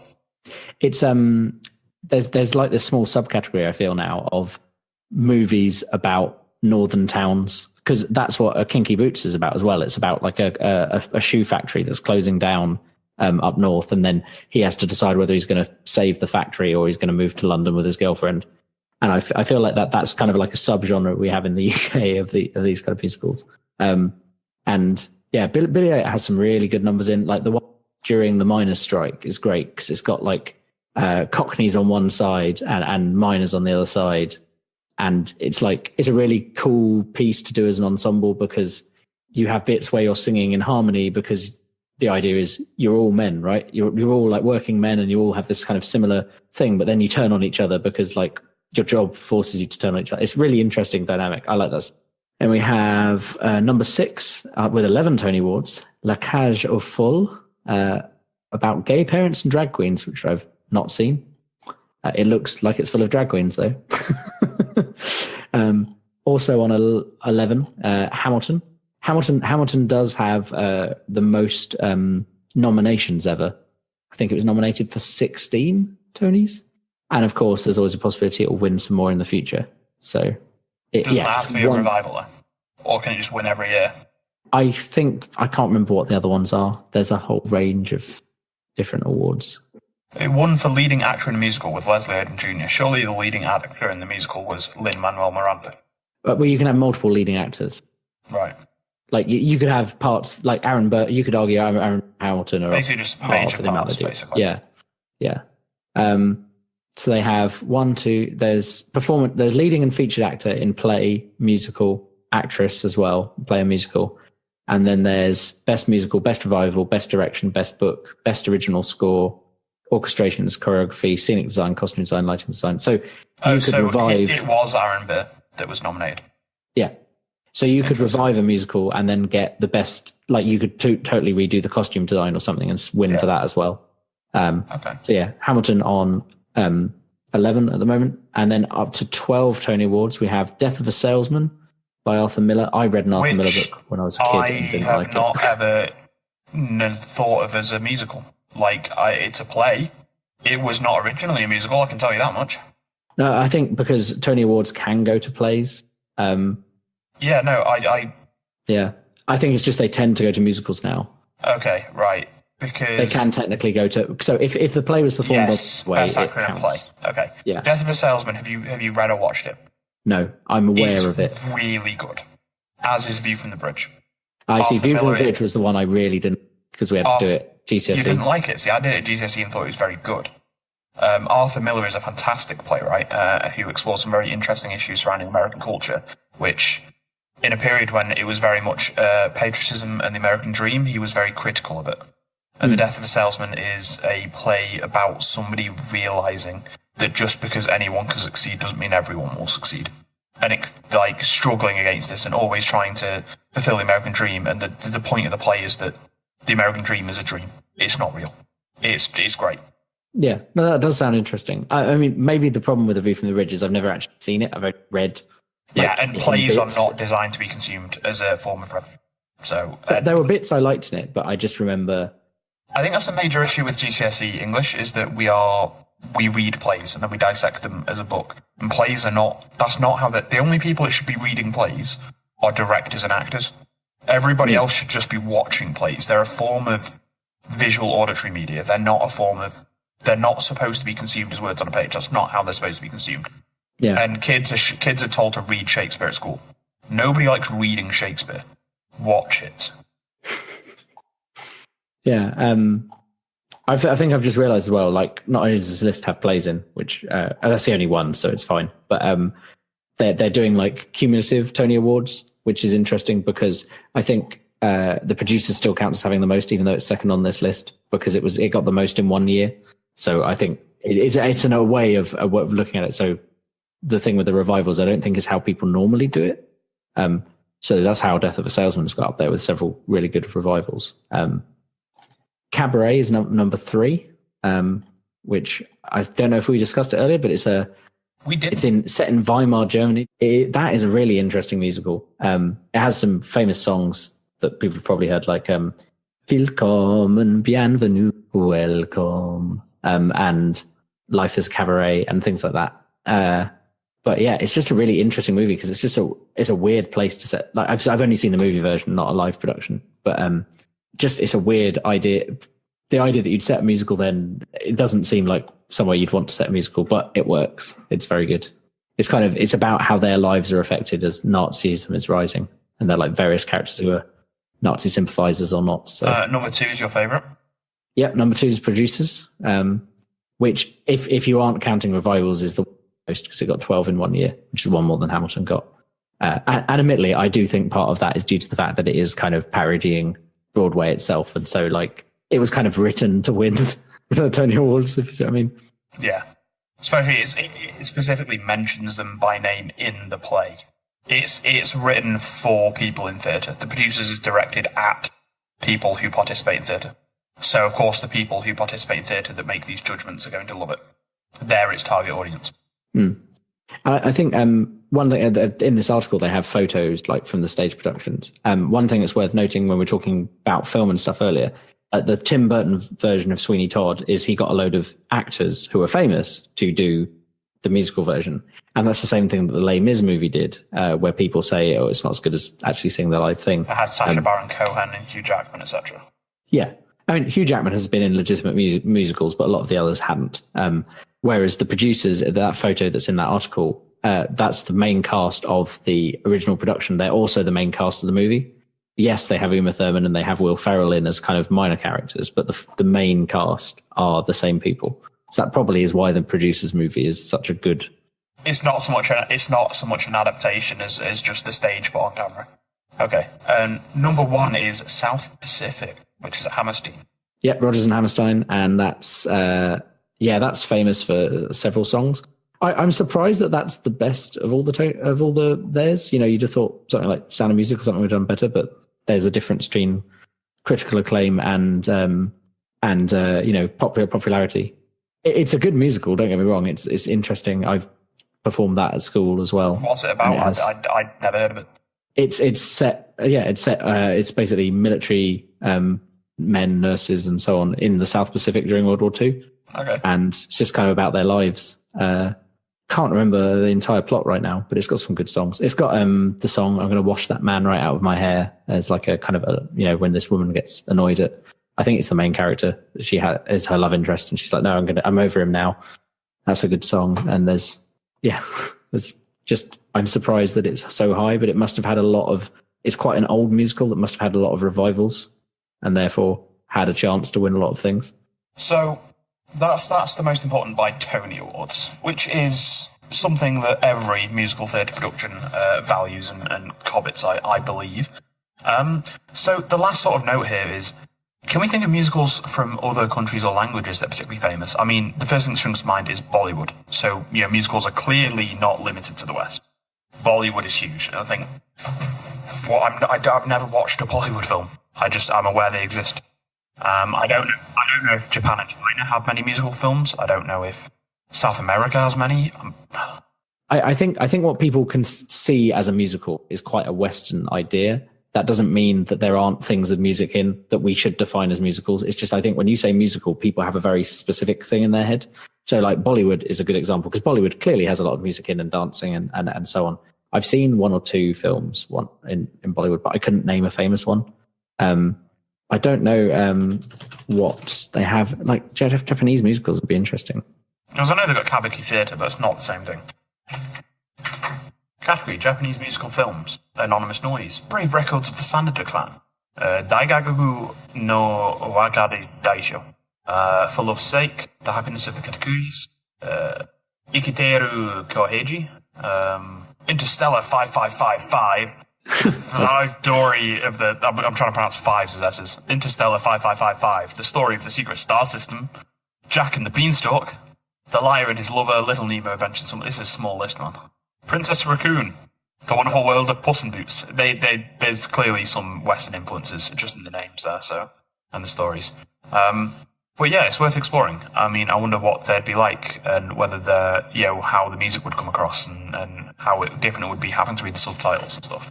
Yeah, I mean, it would be a bit like opera. Like when I saw that opera I mentioned earlier, Die Walküre that I saw is a German opera.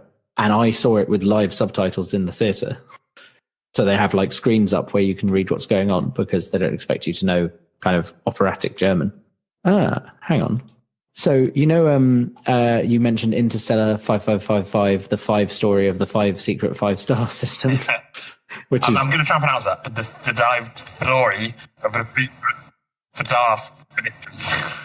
I didn't realise that is a visual realisation Daft Punk's second album. So do we need to watch that when you come up at the end of the month? I mean, we can do. That's interesting. It's an animated house music. It's a Japanese-French anime, adventure, fantasy, science fiction musical film. That's quite a mouthful.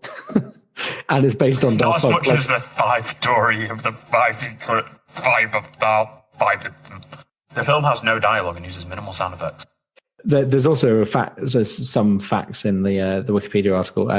4 musicals have won all Big 6 awards for their category. So that's best. I think that's best actor, best actress, best musical, set design, etc. So like in the same way, there's like the top set in the Oscars that everyone considers like the best set of awards. And those are South Pacific, Sweeney Todd, The Demon Barber, Fleet Street, Hairspray, The Band's Visit, which I've not heard of. Apparently that won this year. So yeah, that's best musical, best score, best book, best performance by a leading actor, best performance by a leading actress, and best direction all in one. I don't know what The Band's Visit is, but presumably it's only on in America at the moment if it won this year. One last clip before we move on to the next topic section. Have you seen Neil Patrick Harris host the Video Game Awards multiple years back? No, I don't think I've seen that. That's Click the link and watch the opening number. He looks just like Spike there. Cool. Yeah, so next topic. Yes, next topic. What hat are we pulling it from today, Tom? Well, since it's recently been Pride in London, I have which I technically didn't wear for our 3rd episode. It was worn by Aisha, so I am going to be wearing that and drawing from that tonight. Perfect. So yeah, rainbow hat, Quobo hat. Yep, keep it gay. Yeah, perfect lining up for the the show as well. So I'll get a photo of me in a silly rainbow hat, in an amusing rainbow hat. Okay, so we have 14 categories. So our topic from the hat is it's RPGs again. Yes. And then we have 1, 2, 3. We have seven topics within that. So our subcategory is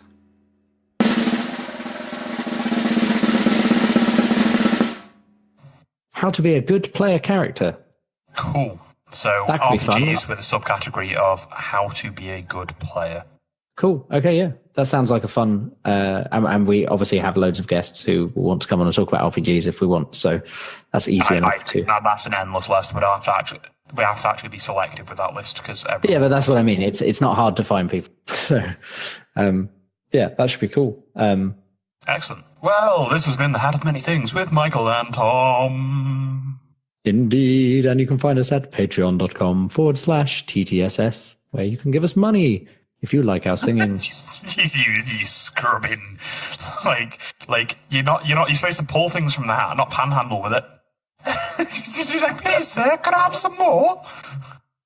We will not be winning any Tony Awards. We will not be winning any awards unless you come to our subreddit, our website, leave some comments, tell us what you think, give us suggestions for our new episodes, and please give us some feedback. We're going to work on the microphone issue. Apparently, I have a hum if you have flat response headphones. I didn't know flat response headphones existed. We'll work on it. Please give us feedback. We want to engage with us. Give us actual feedback as opposed to the feedback of like you can get off microphones. Thank you and good night. Can we do a drunk special one day where we just get everybody we know called Tom and we have the hat of many Toms? I don't actually know that many Toms. But... Listeners can like have a vote at the end where they rate their favourite Tom, and we can put you all in a clear established order of preference. Who's your favourite Tom? It'd be like a poll for your favourite character in a manga. It can be like the absolute top tier Patreon reward. If someone ever pays this stupid amount of money to us, we will record an episode just about Toms. Have you seen this category, musicals by year?